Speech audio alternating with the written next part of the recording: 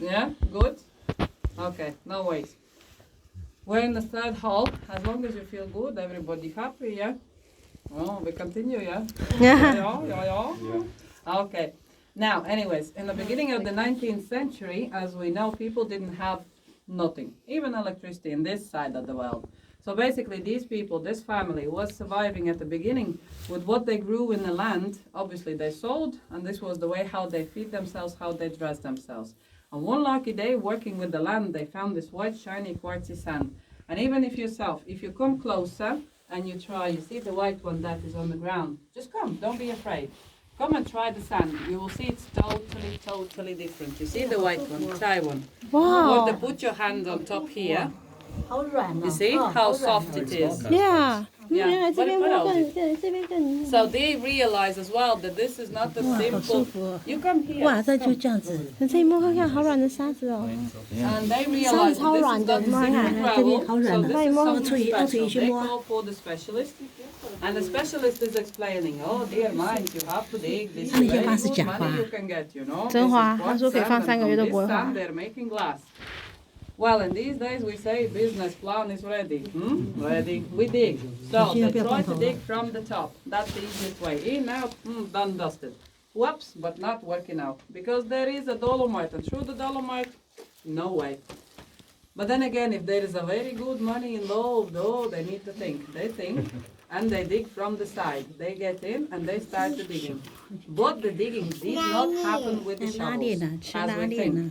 That's why it's not allowed to scratch the walls, because if you feel yourself, you touch the wall, the sand is easily coming off. So they had the special tools like scrapers. They were scraping, beating the walls. The sand went into the bags, and they were dragging bags out of the caves. Obviously, there was a hose, and the hose brought it down to the Vanta River. And I don't believe in that, but believe me, in history, those days in Vanta River, the water level was really high. So the barges were able to come into town, real lives. And this sand was delivered on the barges on Vanta River to the town called Ventspils. And then from Ventspils, have you been in Ventspils yet? No? You've been at Ventspils? No. So he will tell you where is Ventspils, yeah? So from Ventspils then to Riga, to the capital. There was a main factory where they were making a glass. But in our small town called Riga, we had our own mini glass factory, but that was before the First World War. As I say, a long time ago, not true, you know, because only the stones are left behind from the building, what was there. But then again, during 1 year time, this family takes out 300 tons of sand by hand. That was quite a lot, you know. But surprise, surprise, the main workforce inside the caves were children. Because families were really big, till 20 kids in a family. And the guys never took skinny wives, they took big factories, you know, good factory, many kids. And then in those days, they did not have internet or the YouTube as well, so there was nothing else to do. 20 bags in a day, oh, that was okay. And then we have the First and the Second World War. During the war, obviously, nobody is digging, everybody fighting. But as I have my grandfather, who will be 97 years this year, and he lives in this deep down forest called Manjana, he was telling me lots of stories about the caves and the stories about the war. During the war, inside these caves were hiding the families who lived in these deep down forests, and the soldiers as well. So as we have found the helmets and the boots from the First World War, the helmets from the Second, Russians. But then again, after the Second World War, we have Soviet Union.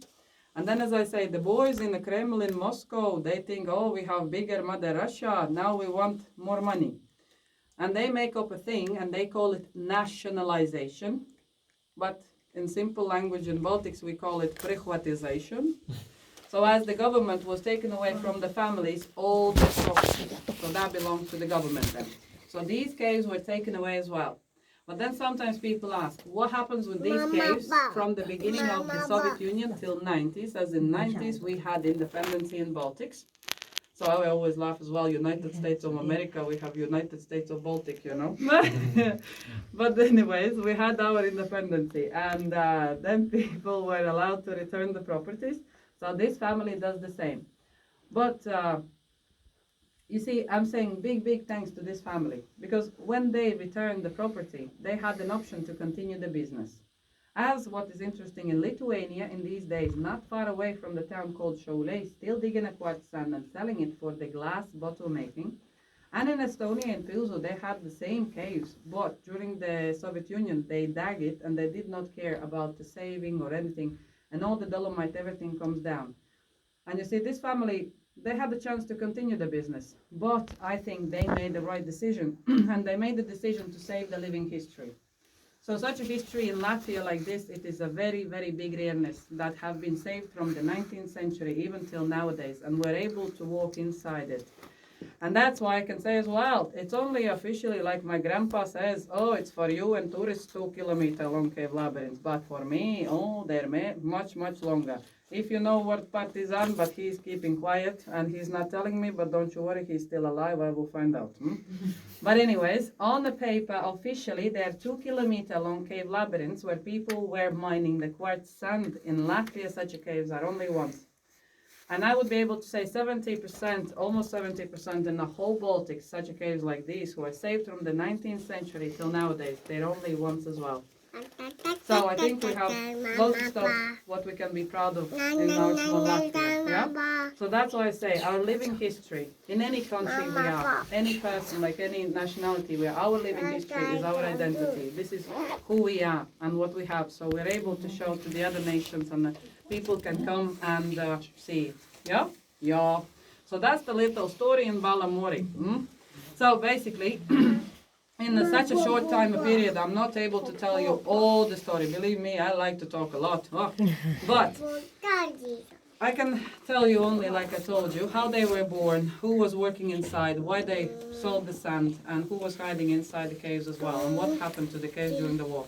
During the war and during the Soviet Union, nothing happened. They stayed abandoned. These caves really, honestly, stayed abandoned. Like my Russian grandmother said, Russians never leave vodka behind. But they forgot about these caves. Like I say, good for us, bad for them. As now we can show our living history for all of you, you know? Okay. It is true, you know. So, but in this hall, we are 10 to 11 meters already under the ground. But the feeling hasn't changed, no? No, you see? Very good bunker where to hide during the war. Yeah? Good. And one thing as well, good temperature, because the temperature inside is not changing. During the autumn and winter, inside it seems warm because outside is cold. But during the spring and summer, it seems quite cold inside because it is warm outside. So that's why the temperature is changing for us. Now, yeah, that's the little story. Oh, everybody is very serious, you know, I'm looking at them.